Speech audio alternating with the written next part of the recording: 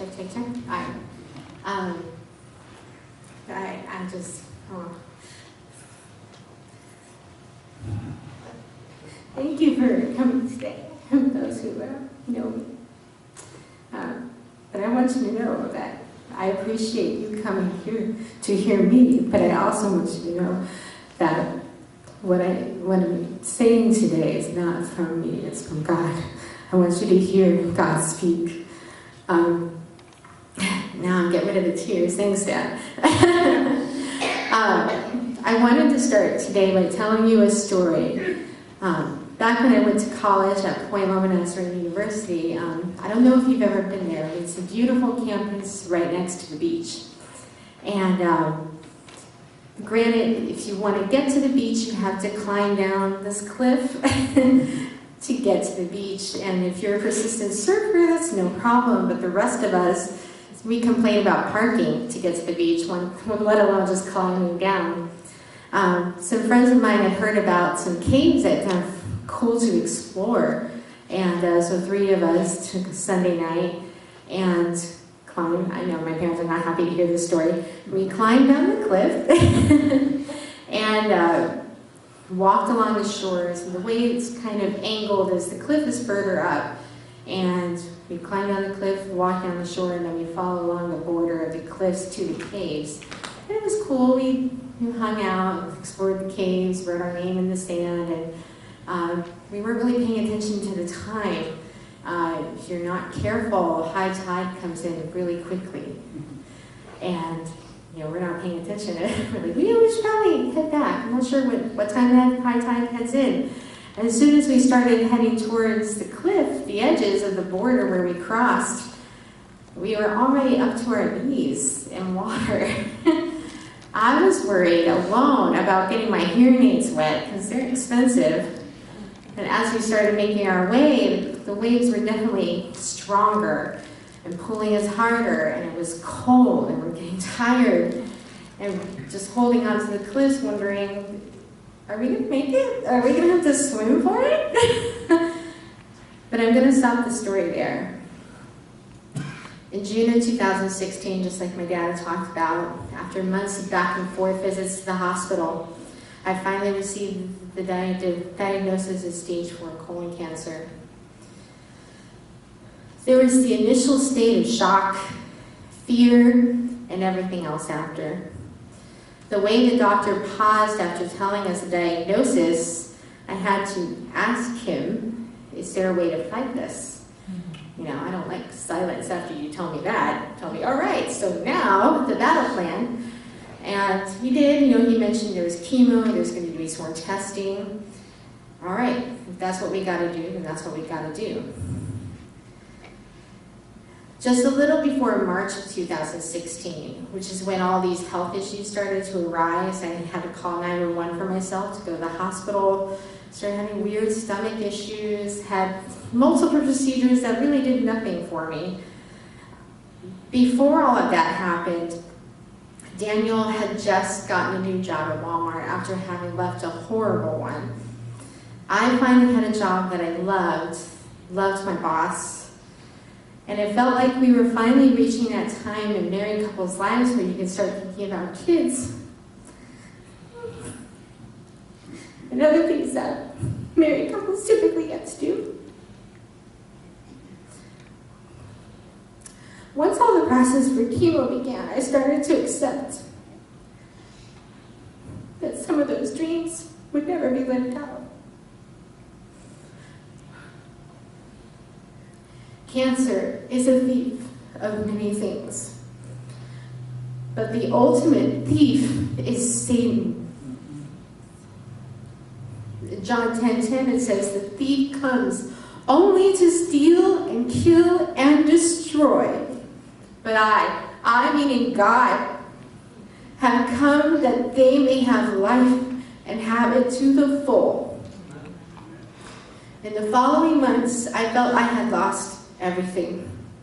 I lost my job, financial stability, emotional, physical well-being, time, a future, purpose, and my hair. I carry a tremendous weight of worry for my husband, my family, and friends. If you know me at all, I'm better at taking care of others than myself. Having them see me through the office has been harder than any of the actual procedures, any of the surgeries, any of the poking. I hate seeing the weight of pain in their hearts. Why? What did I do that caused this? I haven't walked away from God or denied Him. I don't know why this has happened to me. But what I do know, and have always known, is that God makes beautiful things. This is a fallen world we live in. This is not our home. Because of Satan coming into our world and destroying what God wanted, this beautiful, close relationship of life with us. And Satan is on the prowl to do everything he can to tear us from the arms of God. That includes terrible things like cancer, losing a loved one, financial issues. But if we walk away from God because of those things, we have surrendered to the enemy and fallen into his trap. Even in the depths of this dark, painful, heartbreaking world of cancer that I live in, I know that God will be glorified because I am going to allow Him to use this to glorify Him. Amen. I choose to tell Satan, bring it on. God can and is doing everything. There's nothing Satan can do that God cannot.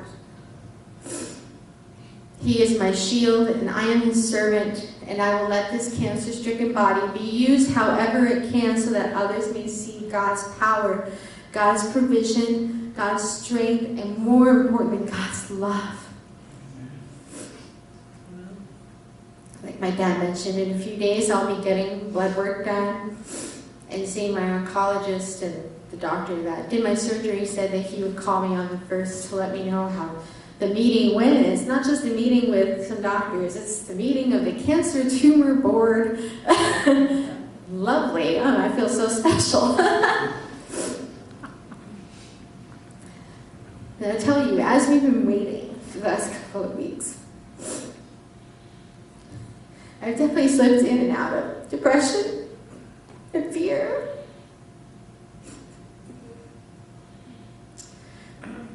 Because it looks like cancer is moving into other places. Thoughts have entered into my head that say, this is it. Your death is imminent. You are a fool to believe God can heal you. Why would He? You mean nothing. Your journey will have been for nothing. You fought for no good reason at all. Those whispers are from Satan, and they hurt the sting, but I know they are Satan. Whatever we hear February 1st and the 6th, I know I'm going to cry, I'm going to be angry, and I'm going to be scared. But what matters most is I also know God has never left my side, despite how Satan likes to make me feel alone. God is in this despite how crazy and uncertain every day feels. God is my protector even when the arrows feel like they're piercing me. God is making beautiful things even when all I can see are the ashes of my dreams. See, the thing is that Satan is pain, and God is the one that gives you purpose and restoration from that pain. I'm starting to be sniffling. When I was young, maybe 5 or 6, one night before bed, my mom asked me, "Why do you think God has not returned to take us home to heaven?" She knew the answer, but she wanted to see if I knew.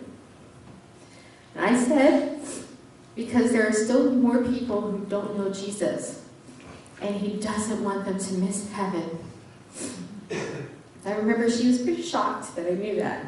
I don't know, I just got it. I figured God is God. He has a beautiful place for us.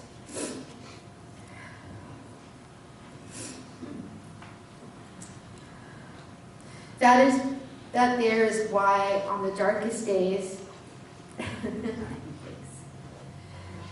when we as Christians just want God to come back and deliver us from this fallen world and all of our pain, that we hang on to his promises. When we give our lives to God and become Christians, we say that with whatever talents, abilities, and circumstances, that we will allow God to use those to bring people to know him. I am asking God to use this cancer journey to bring people closer to him, because I don't want them to miss out on heaven. And the only way to make it through our days on this earth is with Christ. And I'll make a quick jump back to my story at the beginning. My friends and I were struggling to make it across the borders of the cliffs to reach the place where we had climbed down to get to the beach. The waves were rising higher, coming in faster, and pulling us a lot stronger. All three of us were clinging onto the sand and rocks of the cliffs so that we wouldn't be pulled down into the water. How much further it would be until we got to safety. I could sense our panic.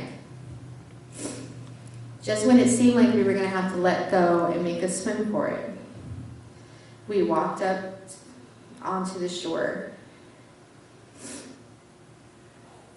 And so we quickly made our way back up to the cliff, and we all sat on the cliff, and it was close to sunset, and we're laughing, we're dripping wet and cold and tired. And we said, we will never do this again.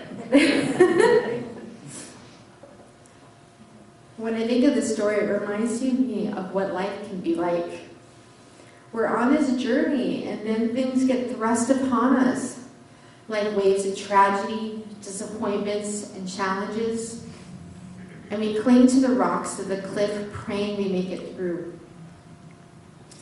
Whether or not we see it or feel it, God is there giving us just enough strength and grace to make it through. It doesn't seem fair when things in life just keep crashing on. Wave after wave, and you just want to give up. But I do say to you, give up your fear, your pain, your anxiety, your anger, your confusion, because God is so ready to take those things from you. And he's going to give you the safety of the shore away from the turbulent waters. Jeremiah 17:7-8. But blessed are those who trust in the Lord and have made the Lord their hope and confidence. They are like trees planted along a riverbank, with roots that reach deep into the water. Such trees are not bothered by the heat or worried by long months of drought. Their leaves stay green, and they never stop producing fruit. We need to be like that tree. We can feel the water pulling our branches further down, but be not afraid, because God is still there, giving us enough strength, enough grace. We have a song we'd like to share. It's called Peace Be Still by Lauren Diego. Definitely when my sister shared this song with me a week before my surgery, of course the first couple of lines definitely hit home and make me feel this is exactly what it feels like in my life when it just seems too much. But God is telling us to peace and be still.